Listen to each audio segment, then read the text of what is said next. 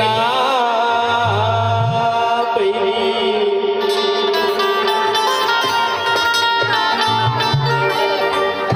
हृदय बाबा चला थे वो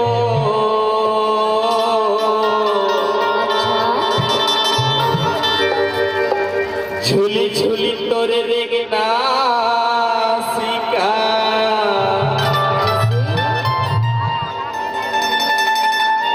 हृदय बाबा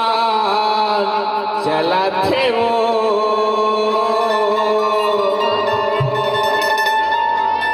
गज भर चूंदी पातर कनिहा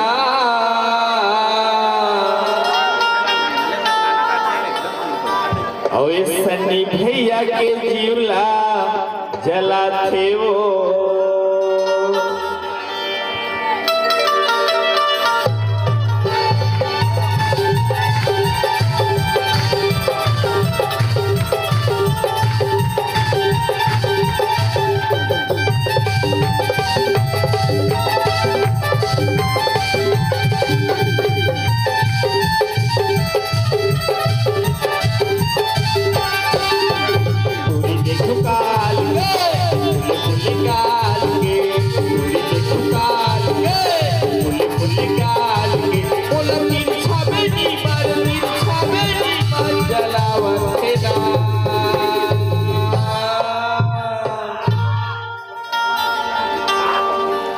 दीवाना बना दे पैरू और छाली जो ही खोपा बाबा के वो छाले रानी खोपा बाबा छाले रानी खोपा बाबा के वो छाले जो ही खोपा बाबा दे टुकाल के निकाल के दे टुकाल के निकाल के बोला तीर छाबे नी मार जलावा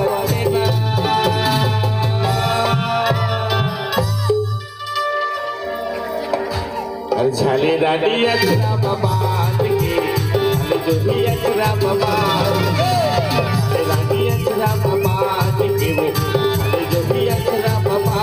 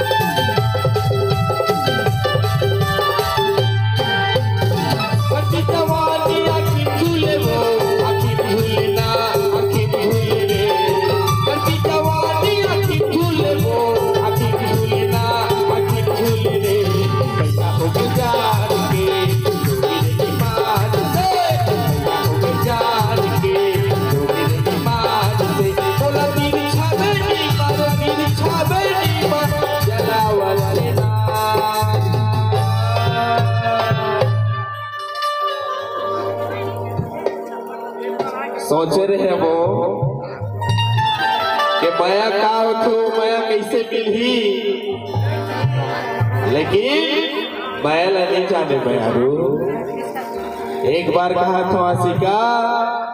कोनो पर अचरा बांध के रखे लेकिन मैं तो खोपा मार झाले कहा था वो अरे झाले जो ही अचरा बाबा के झाले रानी अचरा बाबा जो ही खोपा बाबा के झाले रानी अचरा बाबा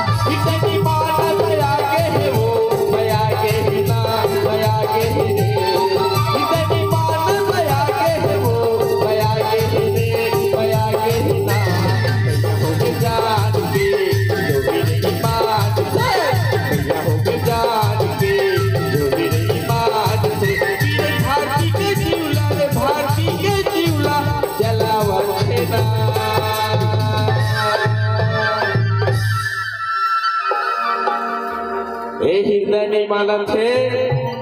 और हृदय नहीं माने वो चेन हृदय ला मनाइल पर ही मैं आरो आगे था और झाले जो ही खो पापा बात की झाले रानी खो पापा बात की रानी अजरा बात की झाले जो ही अजरा बात पूरी देखो काल की फुले फुले काल पूरी देखो काल की फुले फुले काल की बोला तीन छाबनी जलावते ना